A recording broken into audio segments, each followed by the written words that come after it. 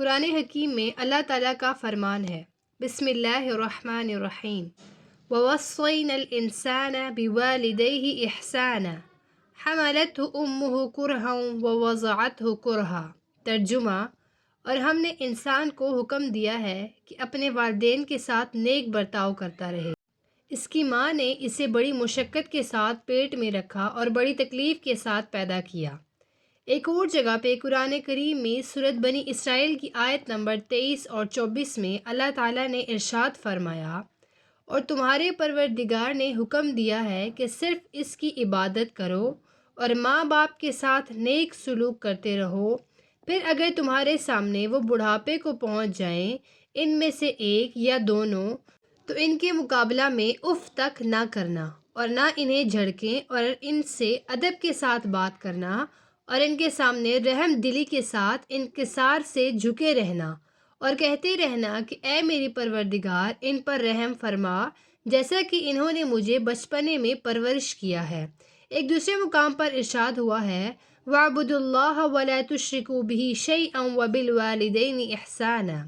اللہ کی عبادت کرو اور کسی چیز کو بھی اس کا شریک نہ بناؤ اور اپنے والدین کے ساتھ اچھا برتاؤ کرتے رہو۔ ایک اور جگہ قرآن میں خدا نے فرمایا، قُلْ مَا أَنفَقْتُم مِّنْ خَيْرٍ فَلِلْوَالِدَيْنِ وَالْأَقْرَبِينَ۔ اے رسول، تم لوگوں سے کہہ دو کہ جو کچھ تم نیک کاموں میں خرچ کرو وہ ماں باپ اور رشتہ داروں کے لیے کرو۔ حضور سرور کائنات صلی اللہ علیہ وسلم کا ارشاد ہے، وہ شخص ذلیل ہو جائے، پھر ذلیل ہو جائے، پھر ذلیل ہو جائے، جس نے والدین کو، دونوں کو یا ایک کو بڑھاپے کی حالت میں پایا اور جنت میں نہ گیا۔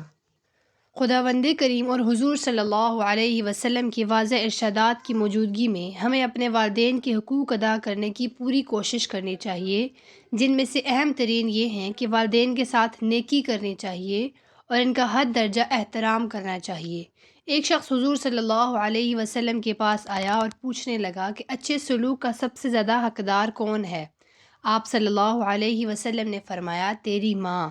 اسے پھر پوچھا، آپ صلی اللہ علیہ وسلم نے فرمایا، تیری ماں۔ اس کے بعد پھر پوچھا، آپ صلی اللہ علیہ وسلم نے فرمایا، تیرا باپ۔ گویا والدین کے حقوق سب سے زیادہ ہیں اور ان میں سے بھی ماں کے حقوق اور بھی زیادہ ہیں۔ ایک اور حدیث کا مفہوم ہے، آپ صلی اللہ علیہ وسلم نے ارشاد فرمایا، اللہ کا کسی کو شریک نہ بناؤ، خواہ تمہیں آگ میں جلا دیا جائے، اور اپنے والدین کی اطاعت و فرما برداری کرتے رہو اور ہمیشہ ان کے حکم پر عمل کرو، خواہ وہ زندہ ہوں یا وفات پا چکے ہوں۔